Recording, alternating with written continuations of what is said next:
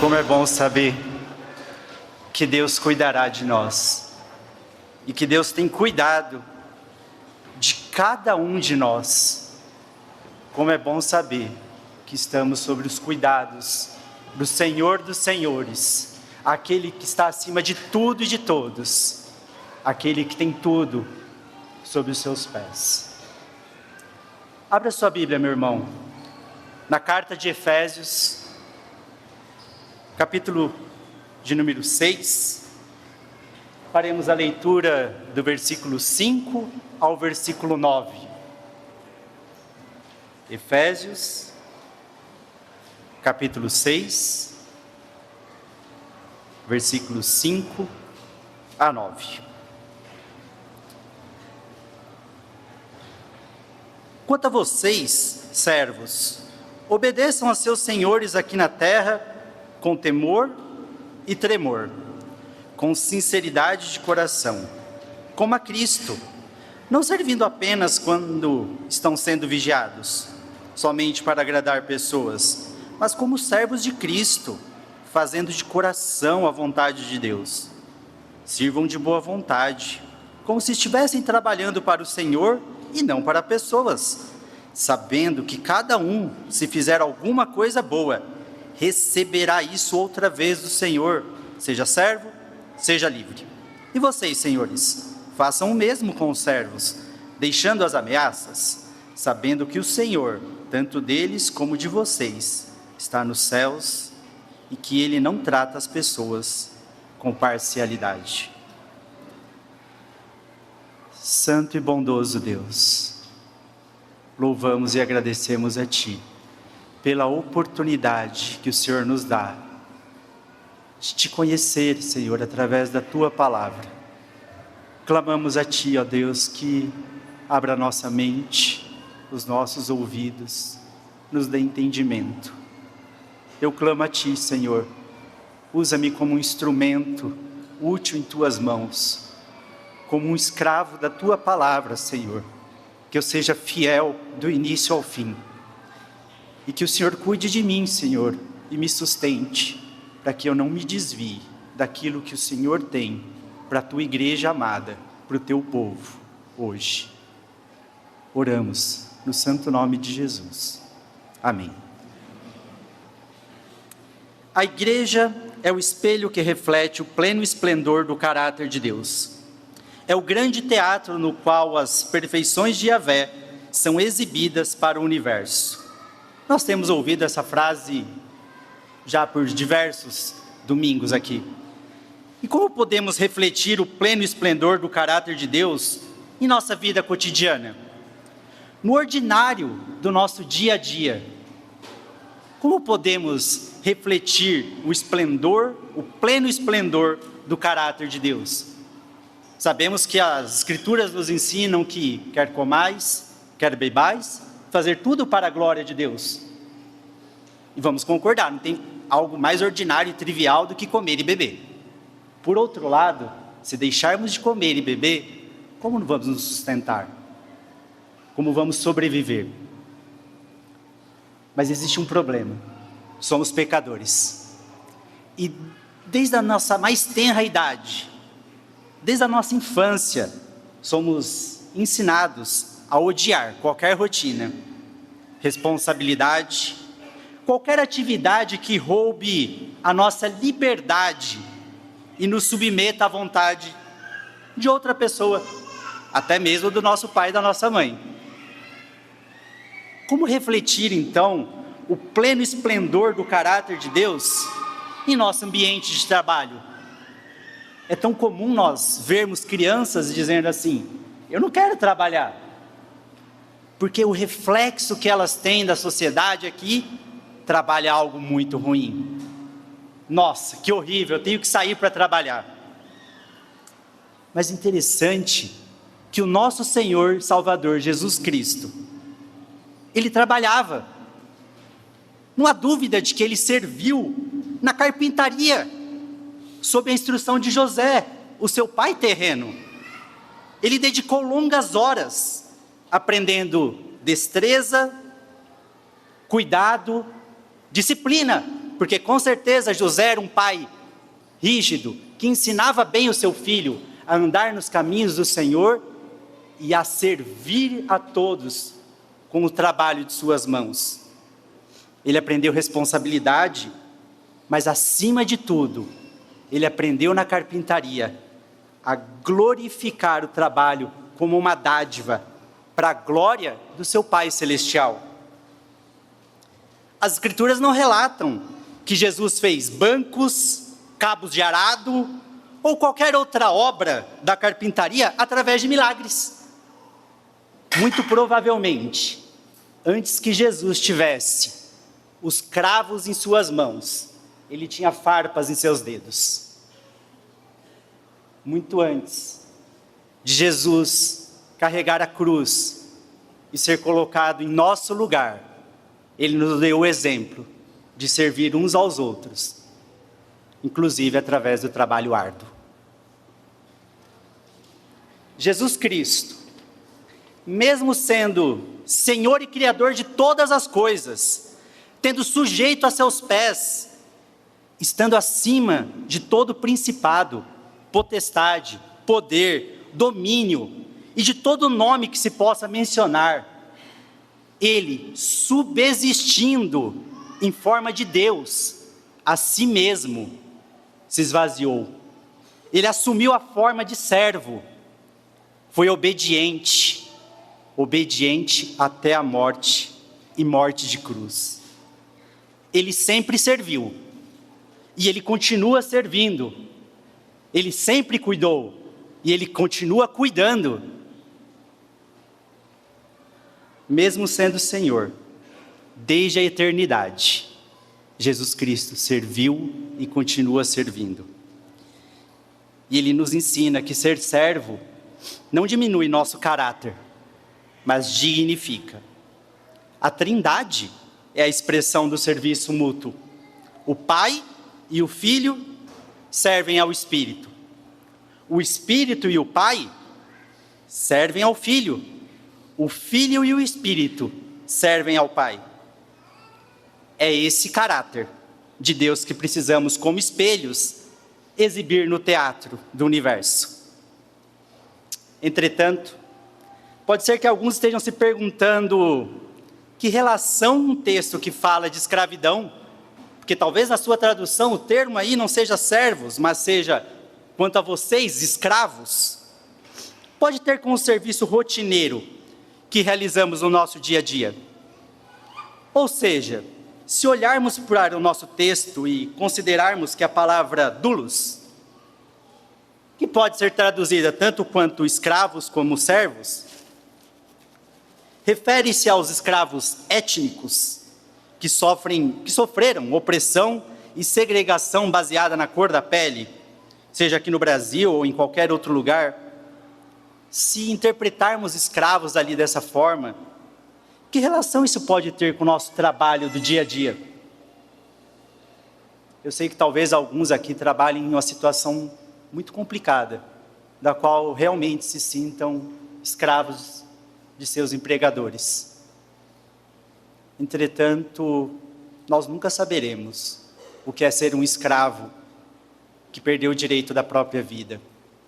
Então, se interpretarmos o texto e olharmos escravos dessa forma, talvez nenhuma relação tenha com o nosso trabalho.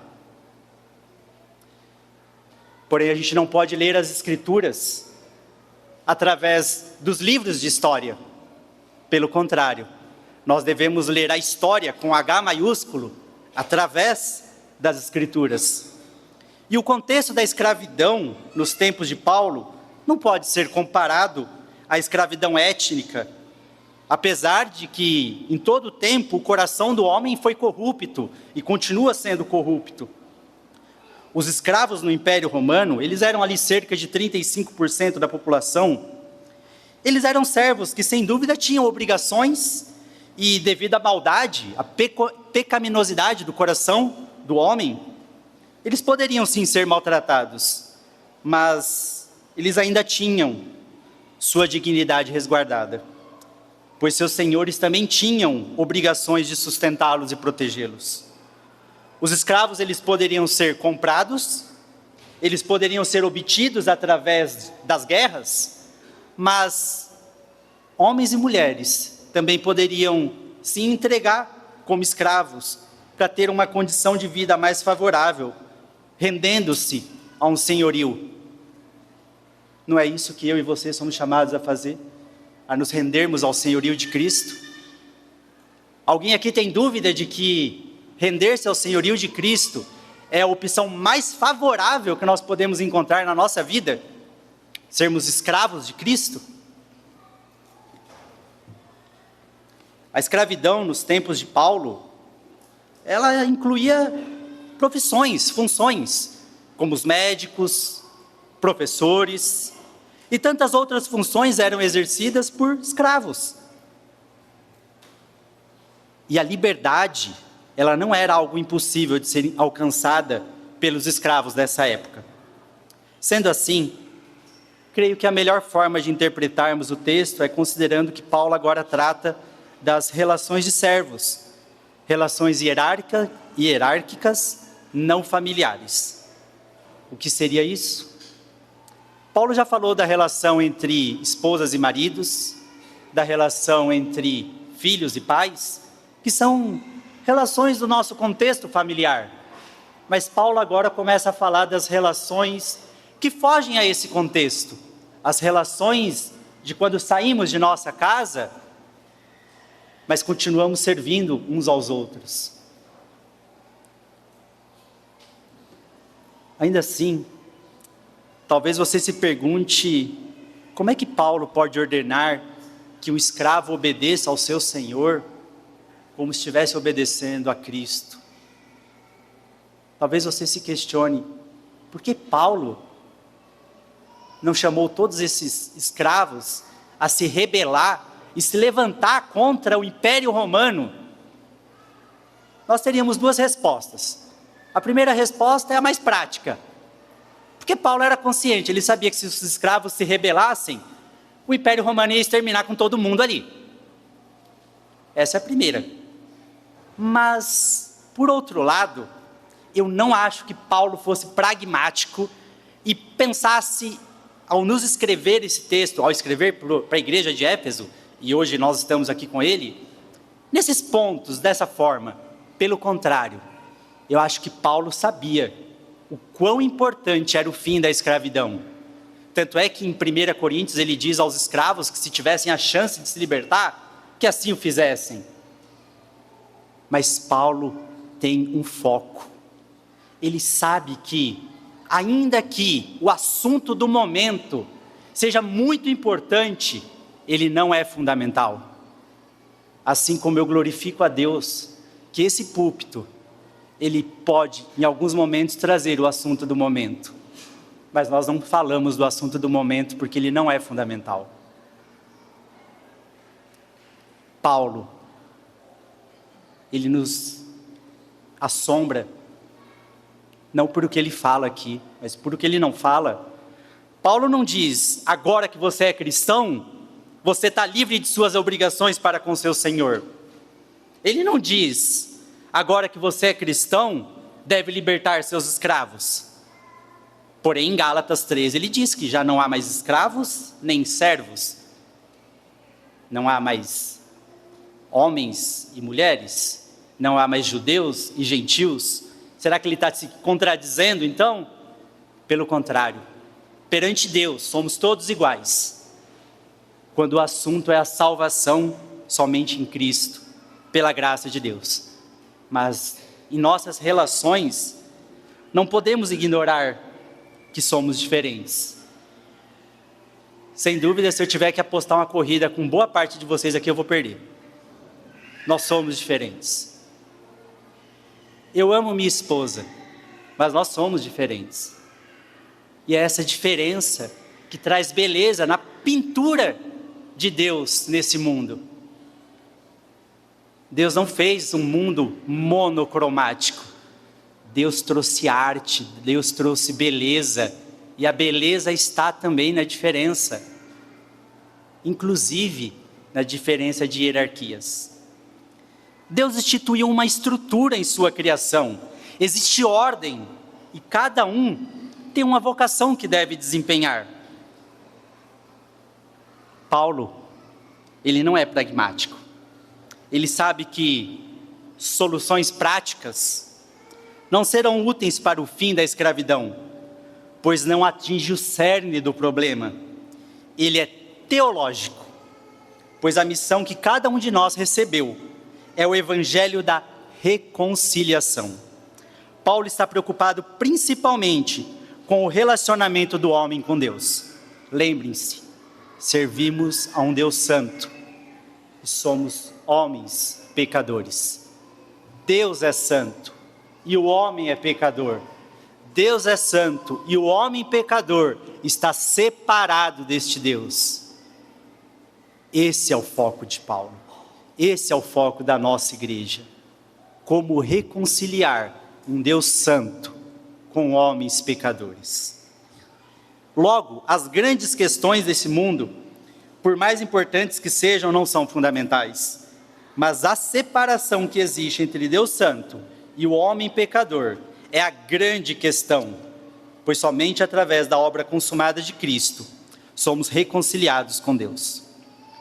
Nosso chamado não é político, não é social ou econômico. Reformas políticas, sociais ou econômicas não vão reconciliar o Deus santo com os homens pecadores. O chamado da igreja é proclamar o evangelho. E isso devemos fazer ao nos envolver nos ambientes políticos, sociais e econômicos, nas artes, nas mídias, em qualquer outro lugar que nosso Senhor nos dê oportunidade de proclamar o seu evangelho. Não podemos nos esquecer que aquilo que é periférico não pode tomar o lugar daquilo que é central. Porque quando o que é periférico adentra o lugar do que é central, ele se torna central e o evangelho se torna periférico.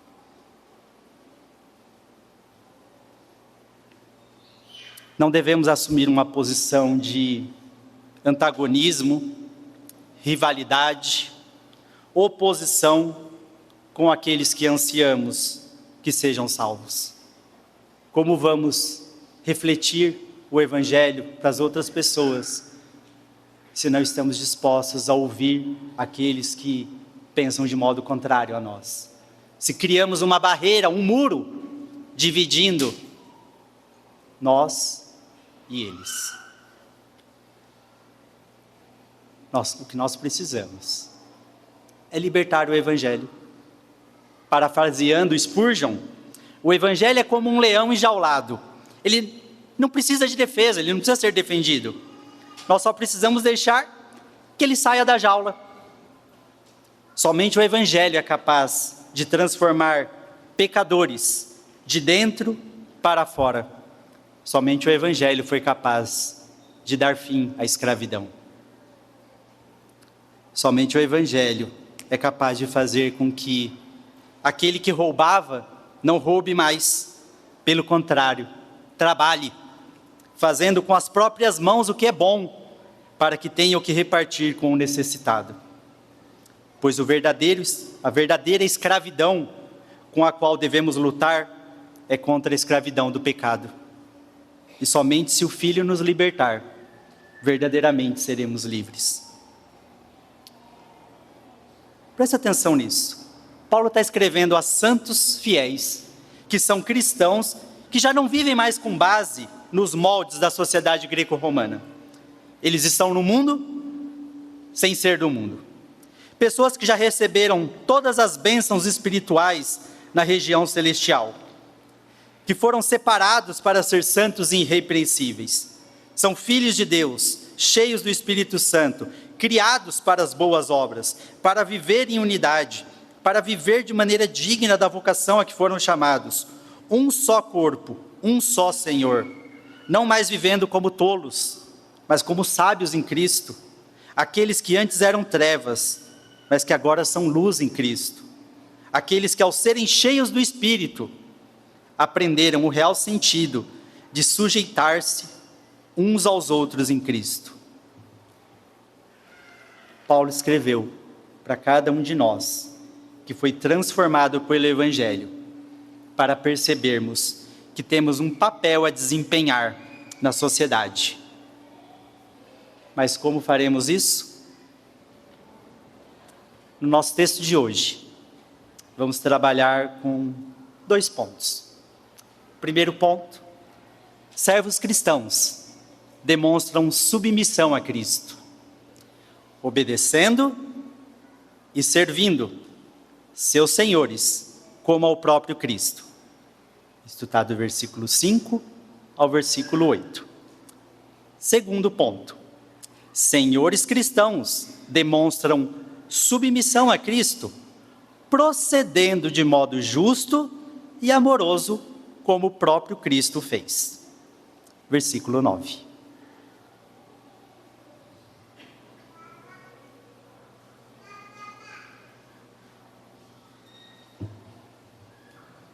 Servos cristãos demonstram submissão a Cristo, obedecendo e servindo seus senhores como ao próprio Cristo.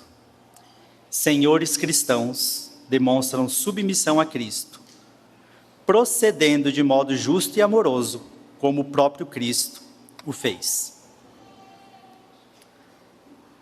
Lembra-se do soldado?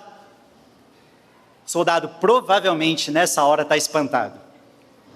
Ele deve provavelmente ter achado um absurdo Paulo valorizar mulheres, filhos e servos. Uma vez que na cultura greco-romana, esses grupos eram, na verdade, inferiorizados. Mas Paulo os exalta.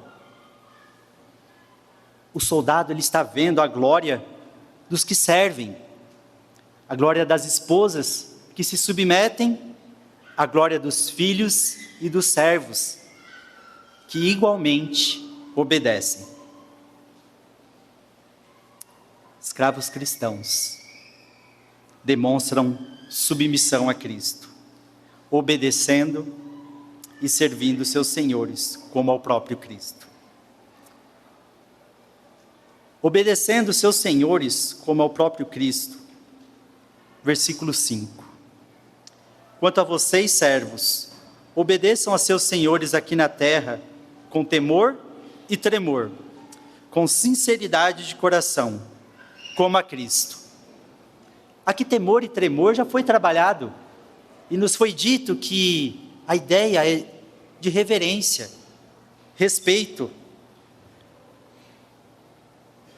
Assim como as mulheres se submetem a seus maridos. Não é a ideia do medo, não é a ideia da ameaça, mas é uma reverência, é um respeito por aquele que Deus colocou como Senhor terreno em nossas vidas. Os servos devem obedecer a seus senhores de modo sincero, sem cera e de coração, como ao próprio Cristo. Entretanto, existem 3 exceções que devemos colocar com relação a essa obediência. Um servo não deve obedecer ao seu senhor se o pedido desse senhor for algo imoral, assim como aconteceu com José, ou até mesmo com as parteiras da época do Egito, que não assassinavam os meninos quando nasciam, mas mantinham-os vivos. E com isso, tivemos Moisés, o libertador do povo de Israel. Porque as parteiras não obedeceram aos seus senhores, uma vez que o pedido era imoral. Também não devemos obedecer aos senhores quando os pedidos são idólatras. Sadraque, Mesaque, Abednego, Daniel, que estiveram na Babilônia, eles não obedeceram a seus senhores, quando isso infligia a adoração ao verdadeiro e único Deus. Eles não se curvaram diante de uma estátua, mas esses 3 jovens, Sadraque, Mesaque e Abednego, preferiram encarar a fornalha. Eles não deixaram de orar. Daniel não deixou de orar. Ele desobedeceu ao seu Senhor. E o terceiro ponto: não podemos obedecer aos nossos senhores quando nos é pedido para suprimir a verdade do Evangelho. É o exemplo de Pedro e João diante do Sinédrio. Mais vale obedecer a Deus que aos homens. Por isso devemos obedecer com sabedoria, tendo reverência e respeito, sem ter pânico, medo, mas devemos temer, envergonhar o nome de nosso Senhor e Salvador Jesus Cristo. Isso sim, deve ser um motivo de temor no sentido de medo em nossa vida. A nossa obediência, para ela ser sincera, ela tem que ser a Cristo, porque sabemos que se basearmos a nossa obediência em homens, vamos falhar, porque homens são falhos. As pessoas nos frustram, as pessoas nos entristecem. Muitas das vezes, em nosso ambiente de trabalho, nós chegamos a um ponto de nos esquecermos que somos cristãos. E é nessa hora que a nossa obediência sincera, ela precisa se voltar para o soberano sobre todas as coisas. E precisamos nos lembrar que, independente da circunstância, Deus cuidará de cada um de nós. E assim obedeceremos de modo sincero aos nossos senhores terrenos, por amor ao nosso Senhor celestial.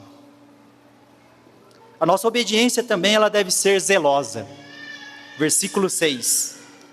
Não servindo apenas quando estão sendo vigiados, somente para agradar pessoas, mas como servos de Cristo, fazendo de coração a vontade de Deus.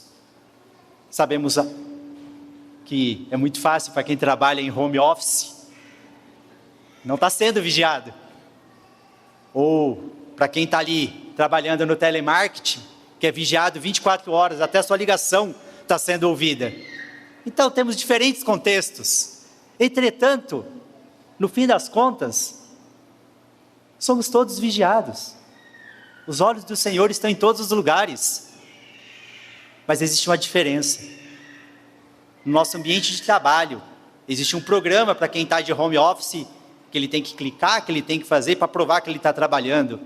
No nosso ambiente de trabalho, nós temos líderes que estão ali atentos se nós estamos sendo produtivos, se estamos rendendo o que necessita. E esses olhos, eles não estão ali para o nosso benefício, eles estão para um benefício corporativo.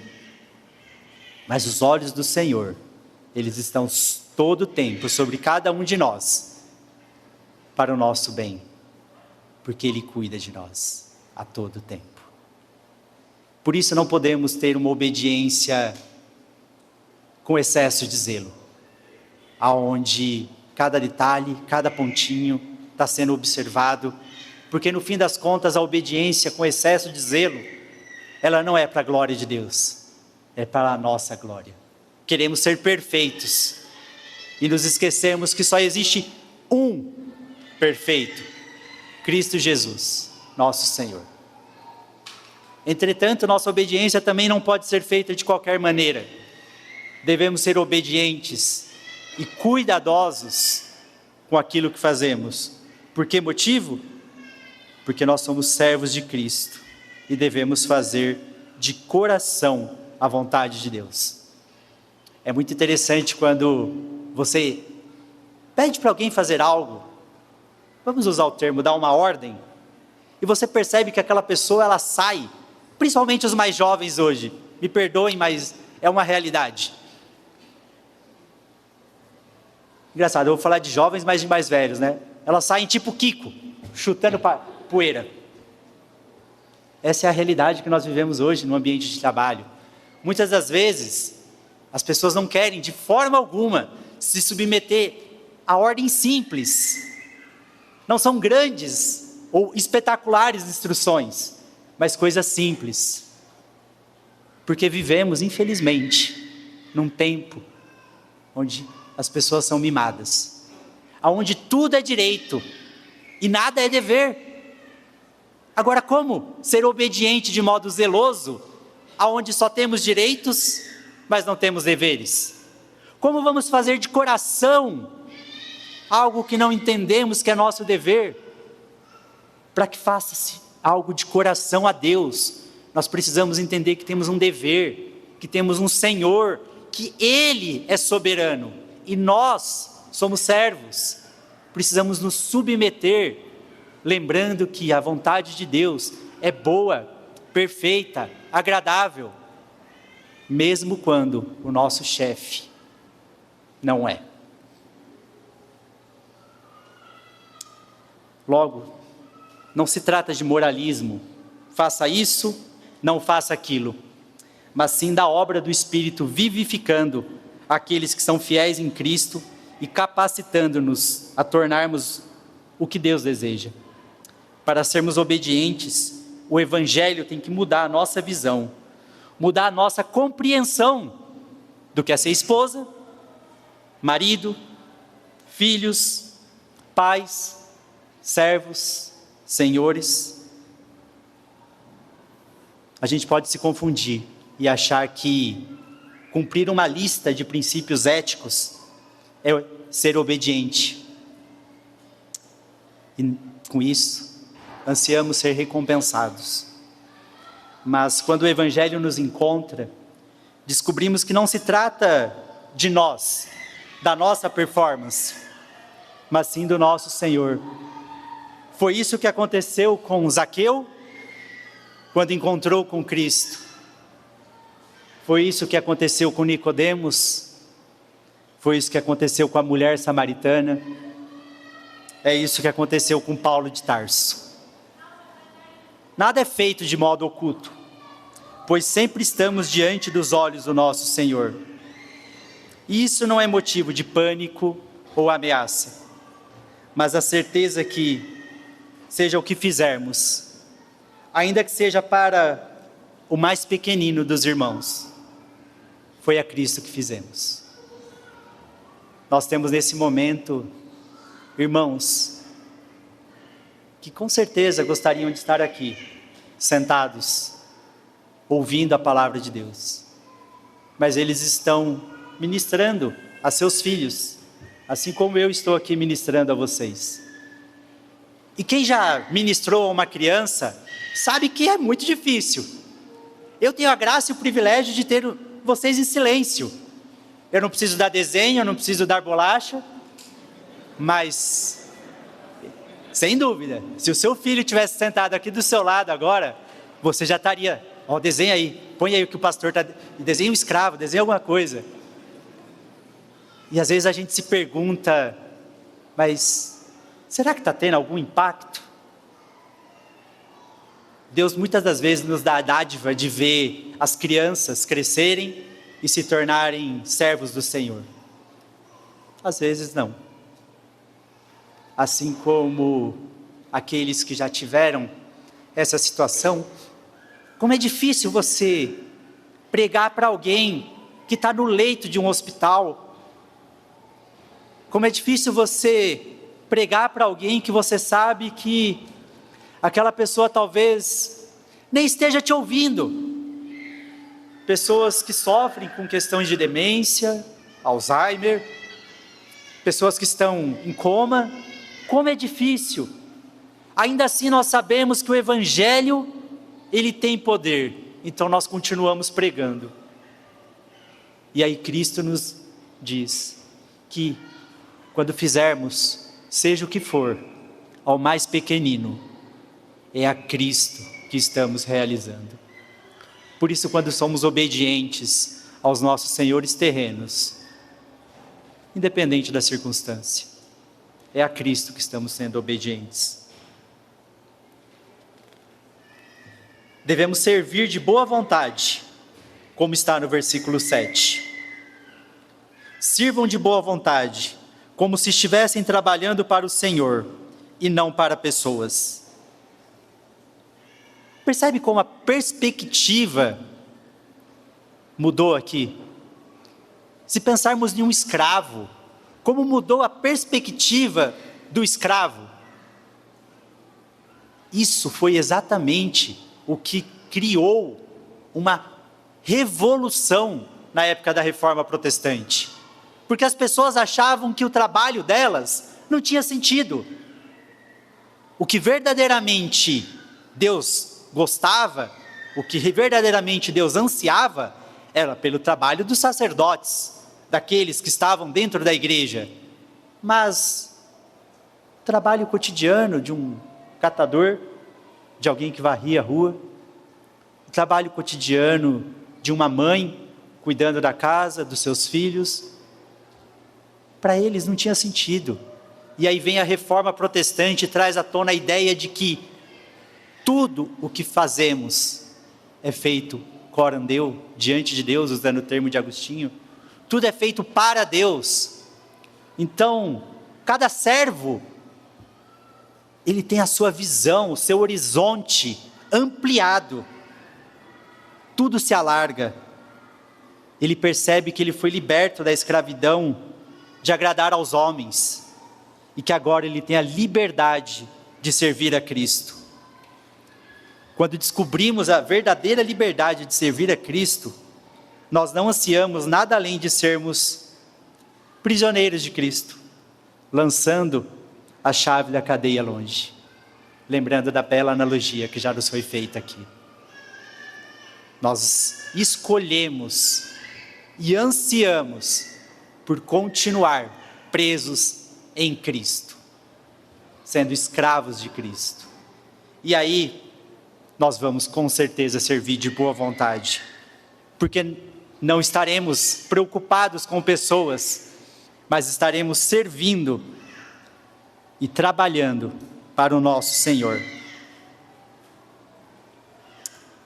Versículo 8. Sabendo que cada um, se fizer alguma coisa boa, receberá isso outra vez do Senhor, seja servo, seja livre. É Deus quem nos recompensa. É claro que, se você já teve a experiência, você vai se lembrar que, quando você faz algo para alguém que não tem nada a te oferecer, não tem como te retribuir, e naquele momento o Espírito Santo vem ao seu coração e vê o privilégio que Deus te deu em fazer algo, sem buscar nada em troca, você percebe que aquela satisfação já é mais do que suficiente. É um prazer indescritível. Ainda assim, Deus diz que nós seremos recompensados. Ainda assim, Deus, de forma bondosa, amorosa e misericordiosa, diz que seremos recompensados. E nós não seremos recompensados porque nossas obras são perfeitas. Pelo contrário, tudo o que fazemos, fazemos de modo imperfeito. Mas seremos recompensados, porque temos um Senhor, um Deus bom, misericordioso e gracioso. Passamos agora ao segundo ponto. Senhores cristãos demonstram submissão a Cristo, procedendo de modo justo e amoroso, como o próprio Cristo. Versículo 9. E vocês, senhores, façam o mesmo com os servos, deixando as ameaças, sabendo que o Senhor, tanto deles como de vocês, está nos céus, e que Ele não trata as pessoas com parcialidade. Imagina o soldado ouvindo isso. Senhores, façam o mesmo pelos seus servos. Que absurdo! O soldado estava acostumado a colocar ordem, e ele usava o quê? O poder da espada, assim como o Estado. E Paulo, de repente, exorta, chama os senhores a fazerem o mesmo pelos seus servos. Paulo estaria aqui dizendo para que esses senhores se submetessem a seus servos, ao fazer o mesmo? Não. Paulo está aqui lembrando da regra áurea: amar ao outro como a nós mesmos. Se você anseia que o seu servo seja obediente, não o trate de um modo desumano. Se você anseia que o seu funcionário, que o seu servo trabalhe de modo sincero, Tenha empatia por ele. Se você anseia que o seu servo, que o seu funcionário trabalhe de modo zeloso, dê boas condições de trabalho a ele. Essa é a grande transformação do Evangelho na vida de todos nós. Nós não deixamos de trabalhar, mas nós entendemos que tudo aquilo que fazemos, tudo aquilo que é feito por nossas mãos, é feito para a honra e glória de Deus. Os senhores não deixam de dar ordens aos seus servos, mas eles entendem que aquele homem, aquela mulher que está diante deles, tem uma vida, e que eles podem estar sofrendo. Eles podem estar sofrendo. E nós, se tivermos um cargo de liderança, precisamos ter empatia para ver a dor e o sofrimento nos olhos daqueles que foram criados à nossa imagem e semelhança, a imagem e semelhança de Deus. Nós devemos tratar de modo sincero e zeloso. Mas, se estamos falando também de escravos, os donos de escravo tratavam seus escravos de modo zeloso. Afinal de contas, eram ferramentas úteis, ferramentas animadas. Então, eles investiram um alto valor nesses escravos. Era-lhe, portanto, vantajoso tratar com bastante cuidado os escravos, assim como faziam com seus animais domésticos, com seus móveis. Entretanto, o Evangelho, ele transforma o modo que senhores tratam seus servos. Ele faz com que o mundo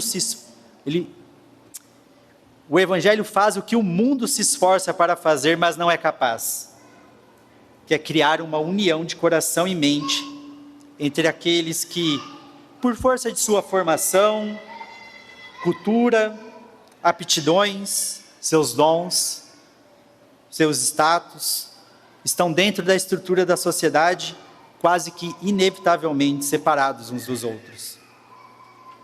Onde mais teríamos senhores e servos sendo tratados da mesma maneira, sem privilégio, sem acepção. Lembre-se da carta de Paulo a Filemon, onde ele manda que Filemon receba o escravo, não mais como um escravo, mas agora como um irmão. Onde mais vemos o senhor e o escravo cultuando ao único e verdadeiro Senhor, senão em meio à igreja. Eles devem proceder de modo amoroso, os senhores. Eles devem deixar as ameaças. Agora se pergunte, como que um senhor consegue manter a ordem sem utilizar de ameaças? Como que uma mãe e um pai conseguem manter a ordem em casa sem se utilizar de ameaças? Como é possível que aqueles que estão sob a nossa responsabilidade cumpram com tudo aquilo que nós precisamos que seja feito para que as coisas funcionem, para que a engrenagem da máquina continue rodando, sem ameaças? Se dissermos a qualquer pessoa, pode fazer do seu modo, não tem problema, podemos acreditar que realmente as coisas serão feitas?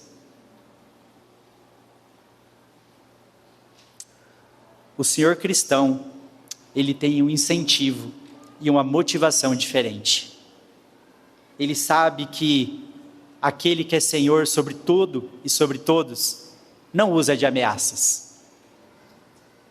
Eu sei que talvez você tenha chego ao Evangelho através de uma ameaça. Ou você aceita Cristo ou você vai para o inferno. Mas cada um aqui sabe no seu íntimo que não foi desse modo que nós chegamos a Cristo. Pelo contrário, Ele se entregou quando éramos ainda pecadores. Estávamos mortos em nossas transgressões e Ele nos deu vida.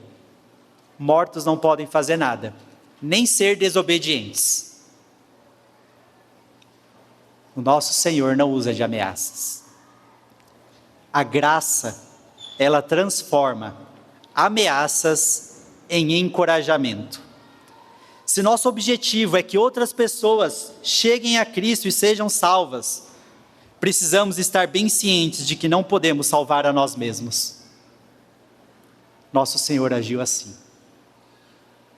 Então, se você é um líder, se você tem pessoas sob a sua liderança, eu sinto em dizer, mas em alguns momentos, para você servir a Deus, você vai ter que agir com graça e misericórdia sobre os seus liderados. Porque é assim que o seu Senhor age sobre cada um de nós. Nossa relação no ambiente da igreja não anula a nossa relação na vida pública. Aqui entre nós podem ter senhores e servos. E talvez o servo lidere aquele que é seu senhor dentro do ambiente da igreja. Mas na vida pública, isso não se anula nem se inverte. Entretanto, não vamos confundir isso com divisão sagrado e profano. A dicotomia não existe aqui. Pois é o Senhor quem julga a todos. Observe o final do versículo 9. Sabendo que o Senhor, tanto deles como de vocês, está nos céus, e que Ele não trata as pessoas com parcialidade. O verdadeiro senhorio, Ele não tem parcialidade. Ele não toma partido. Todos nós somos chamados a viver uma vida imparcial. Entretanto, não somos capazes de fazer isso. Se o Evangelho não transformar a nossa mente, se o Evangelho não abrir os nossos olhos, se o Evangelho não mudar e transformar cada um de nós, não seremos capazes de viver como servos e senhores que se submetem a Cristo e glorificam a Deus, sendo obedientes, zelosos, sendo sinceros. E eu gostaria de frisar que o meu objetivo, ele não é que, através da compreensão desse texto, a gente saia daqui hoje com pontos práticos para aplicar, mas para que saiamos daqui hoje sendo transformados com a palavra. Imagina se não faria uma diferença incrível, não somente na qualidade do nosso trabalho que realizamos, seja como empregadores, empregados, empreendedores, estudantes, mestres, pai, mãe, mas também nossa satisfação e alegria, se reconhecêssemos o dom gracioso de Deus em cada trabalho, seja arrumar a cama ou lutar pela paz mundial. Se o mundo nos visse, se refletíssemos um trabalho que é feito de todo o coração para a glória do nosso Senhor,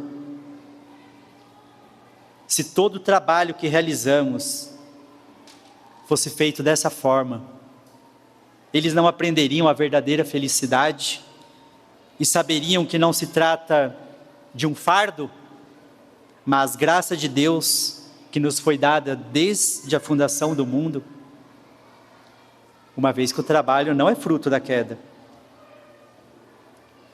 Se vivêssemos dessa forma, não teríamos a oportunidade de demonstrar que mais importante do que fazer o que gostamos é saber para quem fazemos e onde encontramos nossa satisfação, e com isso poderíamos aprender a gostar do que fazemos. Entretanto, em virtude da queda, somos falhos e estaríamos totalmente desesperados se nosso trabalho dependesse da nossa própria perfeição ou do nosso próprio poder. Mas não depende. Mesmo o trabalho imperfeito, realizado a serviço de Cristo, será recompensado. Nosso maior impacto não é aqui, reunidos entre quatro paredes, nessa bolha, mas é servindo a Cristo em nossas vocações. Eu não posso estar onde Deus escolheu você para testemunhar. Eu não posso ser um espelho que reflete o caráter de Deus, onde Deus colocou você como espelho, refletindo através do anúncio do Evangelho, da reconciliação, o caráter de Deus. E não é com panfletos ou mensagens pelo WhatsApp, mas sendo maridos que amam suas esposas, como Cristo amou a igreja, como esposas que se sujeitam a seus maridos, como ao Senhor, como pais que não provocam a ira de seus filhos, mas tratam de criá-los na disciplina e na admoestação do Senhor, como filhos que obedecem seus pais no Senhor, e finalmente, como senhores e servos que fazem de coração a vontade de Deus. Curve sua cabeça, vamos orar para que Deus nos dê graça. Santo Deus e Pai, não somos capazes, Senhor, de cumprir com aquilo ao qual o Senhor nos chama a fazer. Se o Senhor não agir em nós, somos incapazes, ó Deus, de até mesmo pensar em sermos servos teus. Ajuda-nos, ó Deus, derrama da tua graça, da tua misericórdia, para que nosso ambiente de trabalho seja um ambiente onde nós glorificamos o teu nome, para que diante, Senhor, daqueles que estão acima de nós e aqueles que estão abaixo de nós, possamos glorificar o teu nome, Senhor. Que sejamos, ó Pai, servos fiéis. Sabemos que nossas obras serão imperfeitas, mas que sejamos servos fiéis. E que naquele dia, quando nos encontrarmos diante de Ti, possamos nos lembrar que somos apenas servos inúteis. Ajuda-nos, Senhor, a sermos fiéis a Ti. E Deus, se tiver, ó Pai, que soframos para a honra e glória do Teu nome. Que se tivermos, ó Deus, que passar por momentos de tristeza e dor, que seja para a honra do Teu nome. E que o nosso maior anseio seja a Sua vinda, pois sabemos que o Senhor trabalha e continua trabalhando até o último dia. Oramos em Teu nome, em Jesus, nosso Senhor e nosso Redentor. Amém.